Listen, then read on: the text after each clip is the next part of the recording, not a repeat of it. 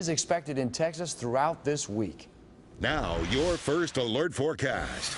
Well, here it's been rip currents at the beaches, keeping our lifeguards very busy. Exactly. We have the opposite, sunshine, but the rip currents, it can be kind of a silent killer. And that's something we have to be extra careful about as we continue to see onshore east winds about 5 to 10 miles per hour now. They're calming down overnight as they typically do, but it'll blow some 10 to 20 miles per hour again tomorrow. There'll be an enhanced rip current risk. It's a due onshore wind right out of the east. You can see on the west side, calm wind right now. Still a little bit of a breeze at the coast, and that'll quickly come up once we get to sunrise tomorrow morning. As you can see on this hour-by-hour forecast, this is the forecast models for the wind, and it's zooming right in to our coastline yet again. So we move forward to tomorrow afternoon, and here we are at about 6 o'clock. We continue with that onshore east, maybe slightly southeast wind, so the rip current risk will continue. Rough seas and surf, although not quite as strong as the winds have been the last couple of days, still significant enough to keep that rip current risk up all the way through Wednesday. It's just that the speeds won't be quite as great. So remember, rip current risk stays with us throughout the week. You want to be near lifeguards if you do get in the water, have a buddy with you. And boy, the best advice really would be to just stay out of the water here for another couple of days. 5 sweep first alert Doppler HD. Some thunderstorms northwest of Lake City. That's about it over the northeast Florida, southeast Georgia area, primarily well to the west. And this will be sort of the focus for showers and storms for the better part of the next several days. But another area to keep an eye on is offshore. Now, there's still some showers here way out here to the east. This is a long ways away.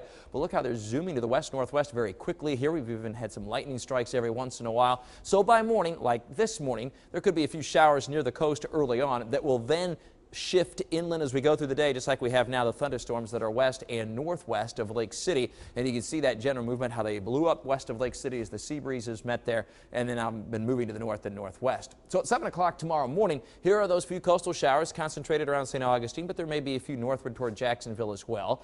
And then a kind of a line develops with the sea breeze as it penetrates inland at noon, lined up along the I-95 corridor. Pretty hit and miss, but locally heavy, like today. It poured for a while, and then the sun was out.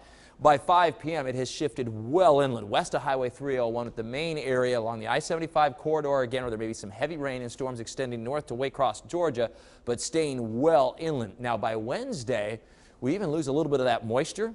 Look at this. We don't even show any rain developing on Wednesday and what looks to be a trend toward drier weather the rest of the week, and that means a building fire danger. That's the Buresh bottom line for your week ahead. Rip currents will continue as well, although not as significant. Still something to be concerned about, and otherwise warm and quite sunny.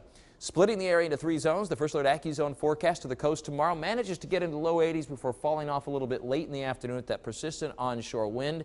Jacksonville will be into the mid-80s with that southeasterly breeze about 10 to 15 and a midday shower or isolated rumble of thunder. And inland, the best chance for storms will be later in the afternoon as temperatures approach 90 degrees. Southeast winds in the boating forecast seas still at about 3 to 5 feet. We're in the low tide cycle now, or very near that. Surf 2 to 4 feet, and there's that high rip current risk that continues for tomorrow. Water temperature edging toward 80 degrees. We usually get to 80 degrees in our water temps by the end of May or early June. So upper 80s, approaching 90 the rest of the week, partly sunny skies. By the weekend, always in view in your first alert 7-day forecast, not too far from 90, and at least a little better chance for an afternoon shower or storm, especially inland, but many spots will stay dry, especially closer to the coast. ActionNewsJax.com. It's all of your latest first alert weather information.